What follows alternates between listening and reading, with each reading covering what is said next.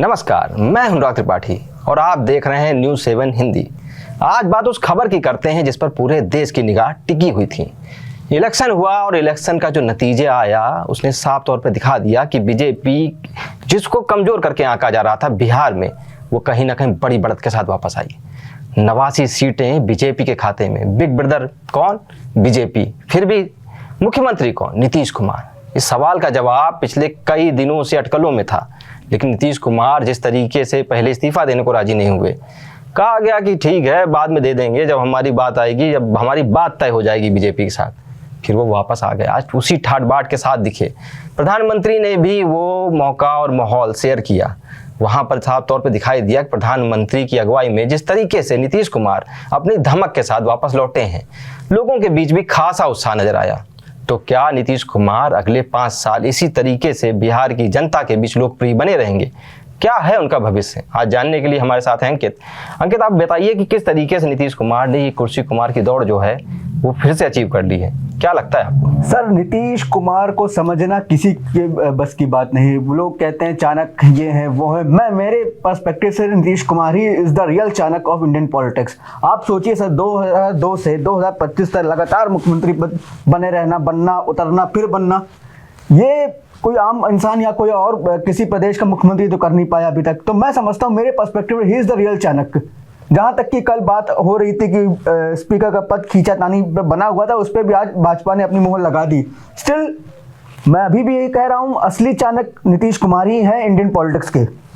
जहाँ पे आप उनके मंत्रिमंडल में देखिए जमा खान, जो कि इन्होंने जब पूरी लहर हिंदुत्व की थी, अमित शाह जी ने कहा भी कि हमने किसी मुस्लिम को टिकट नहीं दिया, कोई बात नहीं, हम जो है पहले भी कई बार ऐसा कर चुके हैं। वहीं जेडीयू ने जमा खान को टिकट दे के जीते भी, तो उन्होंने अपना सेकुलर फैक्टर भी बना के रखा। उन्होंने कभी ये नहीं कहा किसी मन से कि हम केवल एक हिंदुत्ववादी पार्टी हैं, जैसा कि बीजेपी ने पोर्ट्रे किया। अच्छा, लोक जनशक्ति पार्टी की बात करें, चिराग पासवान की बात करें, बहुत मेहनत की उन्होंने, नतीजे भी उनके हक में आए। 19 सीटें उन्होंने जीती, लेकिन मंच पर आज उनके सिर्फ 2 मंत्री ही शपथ लेते दिखाई दिए। इसके पीछे क्या गणित है? जी हाँ, उनके 2 मंत्री थे, संजय कुमार और संजय कुमार सिंह। देखिए, आप हर जीता हुआ इंसान तो मंत्री नहीं बन सकता, इतने सीटें हैं। तो ये मैनेजमेंट और एक इंटरनल मीटिंग्स होती हैं, किसको कितने मंत्रालय देके। आप सोचिए अगर 19 और 18 मंत्रालय आप सभी को मंत्रालय दे देंगे, तो फिर तो आप अपने आप को ओवरशैडो कर दे रहे हो। फिर आप अपने आप को पीछे कर देगी भारतीय जनता पार्टी और जेडीयू।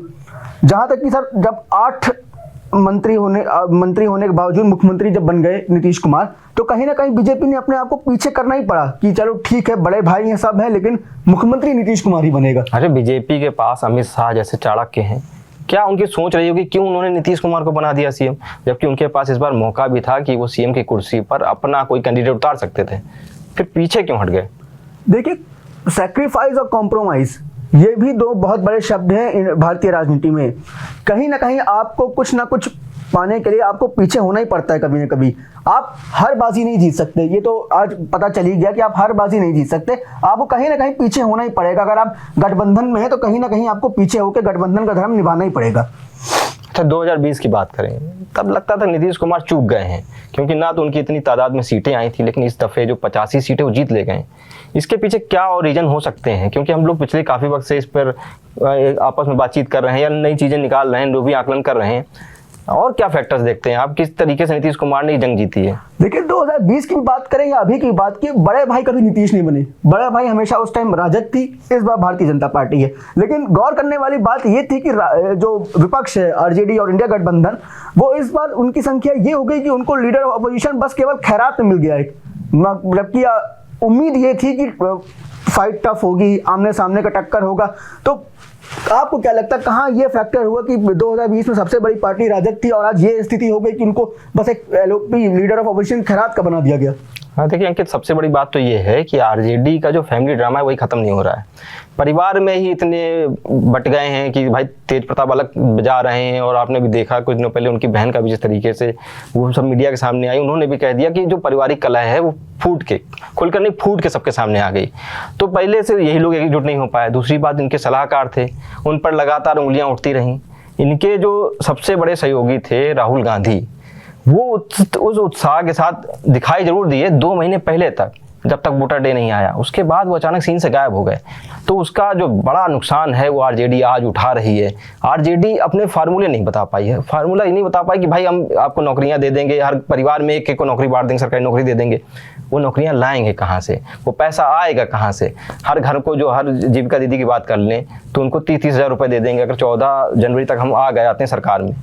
वो सब पॉसिबल कैसे होगा? कोई रोड मैप नहीं था उनके पास, कोई टाइमलाइन नहीं थी, वो इसलिए कोई डिसाइडिंग फैक्टर कोई नहीं आ पाया। तो आरजेडी जो आज चूकी हुई नजर आती है, उसके पीछे सबसे बड़ा रीजन तो यही है कि आरजेडी अपना जो विजन था वो क्लियर नहीं कर पाई। दूसरा एक सबसे बड़ा कारण है जंगल राज। वो याद कोई भूल नहीं पाया कि जंगल राज के समय क्या कुछ होता था। सड़कों पर आम आदमी मतलब बेहिचक नहीं निकल सकता था, महिलाओं के लिए तो बहुत ही बुरी दशा थी वहाँ पर। और सबसे बड़ी बात, व्यापारी वर्ग खासा नाराज रहा आरजेडी से। तो तमाम घपले, घोटाले और उनकी वजह से साफ तौर पे दिखाई देता कि आरजेडी बैकफुट पर थी पूरे चुनाव में। तो ये उम्मीद जरूर थी कि तेजस्वी एक बड़ा चेहरा बन के उभरे हैं और उनकी लोकप्रियता बहुत ज़्यादा थी, लेकिन आरजेडी के साथ तमाम ऐसी चीज़ें जुड़ी हैं उस लालटेन सिंबल के साथ कि भाई उसको कहीं ना कहीं आकलन करने का वक्त था, जिसको ये मौके पर आकलन नहीं कर पाए और जिसकी वजह से एक बड़ी और बुरी हार के बीच में ये तब्दील हो गए नतीजे। आपको ये बताइए कि सबसे बड़ी बात है कि आपको क्या लगता है आरजेडी अब आगे निकल पाएगी कभी? उसका भविष्य क्या है? देखिए, कहीं ना कहीं जो आरजेडी का इंडिविजुअली बात करें तो सारे गठबंधन के, जो इंडिया अलायंस के गठबंधन डाले, उनको एक बार सोचना चाहिए कि अब हमारी पेरेंट पार्टी जो कि कांग्रेस है, उसको सोचना चाहिए एक बार कि भैया क्या इनके नेतृत्व में हम स्टेट पार्टियां चुनाव लड़ें कि ना लड़ें। क्योंकि आप देखिए प्रदर्शन, आप महाराष्ट्र में देख लीजिए क्या हुआ था, इंडिया अलायंस वहाँ पे भी बना था, वहाँ पे भी इतना बुरा हाल हो गया। तो कहीं ना कहीं अगर इंडिविजुअल स्टेट पार्टी को अपने आप को खड़ा करना है तो आपको कुछ कुछ जो फाइट्स है वो या तो आप अकेले लड़ो, या फिर आप इंडिया अलायंस का फिर शीर्ष नेतृत्व चेंज करिए, फिर आप या अपनी लड़ने की टेक्निक चेंज करिए। अब देखिए बीएमसी के चुनाव में सबने कह दिया हम अकेले लड़ेंगे, हमें नहीं जरूरत है कांग्रेस की, कांग्रेस भी अपना अकेले लड़े। तो कहीं ना कहीं जो कांग्रेस कर रही है कि स्टेट पार्टी के कंधे पे हाथ रख के चल दे रही है, वो स्टेट पार्टी को कहीं ना कहीं डैमेज कर रहा है। आपको लड़ना है स्टेट पार्टी से तो आप नेगोशिएशन टेबल पर बैठिए, नेगोशिएट करिए, लेकिन जो एडवर्टीजमेंट, जो कैंपेनिंग के जो फॉर्मूलेज हैं उसको भी चेंज करना पड़ेगा। फिर एसआईआर रिवीजन की यात्रा तो बहुत अच्छी थी बिहार में, कितना बड़ा जन सैलाब पे क्या हुआ जब आप वोट करने, वोटिंग जब खुली, क्या हुआ? कहीं वोट नहीं मिला। एसआईआर में आप ये भी देखो ना, जो 10 लाख वोटर थे वो छट गए एक तरीके से, ठीक है। तो कहीं ना कहीं तो बीजेपी यहाँ पे बढ़त में थी ही कि भाई उसने कम से कम 10 लाख ऐसे वोटर हटा दिए, जैसा कांग्रेस दावा करे। हम ऐसा दावा नहीं कर रहे हैं कि वो वोटर उनके थे, इस वजह से उनके जो वोट शेयर थे वो गिर गए और वो आज की तादाद में जो सीटें थी उनकी सिमट के 6 पे रह गई। तो जाहिर तौर पे अभी एक तमाम ऐसी चीजें हैं जिन पर मंथन करने का वक्त है। कांग्रेस क्या करती है उस पर सबकी निगाह रहेगी। फिलहाल नीतीश कुमार ने 10वीं बार शपथ ले ली है और अब वही बिहार के सिरमौर हो गए हैं। आगे क्या होने वाला है, अपडेट के लिए बने रहिए न्यूज़ 7 हिंदी के साथ। नमस्कार।